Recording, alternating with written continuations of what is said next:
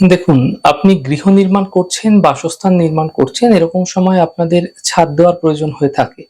যখন আপনারা ছাদ ঢালাই করছেন, একটি বিষয় অবশ্যই মাথায় রাখবেন যে শাস্ত্রে উল্লিখিত ৫ টি এমন নক্ষত্র রয়েছে, যেই দিন ভুল করেও কিন্তু ছাদ ঢালাই করা উচিত নয়।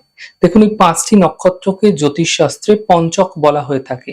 এই ৫ টি নক্ষত্র কি, কি?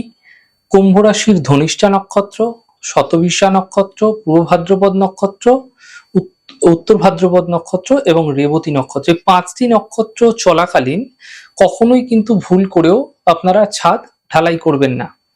এতে আপনার গৃহে বিভিন্ন ধরনের সমস্যা, ঝঞ্ঝাট ক্রমাগত আপনারা দেখতে পাবেন। তাই বাস্তুর অন্যান্য নিয়মগুলো তো আপনারা মেনে চলেন, যে কোথায় কোন ঘর নির্মাণ করবেন, কোথায় রান্নাঘর নির্মাণ করবেন, এমনটি তো আপনারা মেনে চলেন অনেকেই, আপনারা জানেন। কিন্তু আপনাদের ছাদ যদি আপনারা ভুল দিনে নির্মাণ করছেন, এতে কিন্তু আপনারা আপনাদের গৃহে কিছু বড় সমস্যা সর্বদাই লেগে থাকতে দেখতে পাবেন। গৃহ নির্মাণের গুরুত্ব দিতে হলেও আপনাদের ক্ষেত্রে ছাদের গুরুত্ব কিন্তু আপনাকে দিতে হবে। শুভ তিথি দেখে, শুভ দিন দেখে কিন্তু ছাদ নির্মাণ করা আপনাদের ক্ষেত্রে আপনার বাস্তুতে শুভ প্রভাব বৃদ্ধি করতে পারে।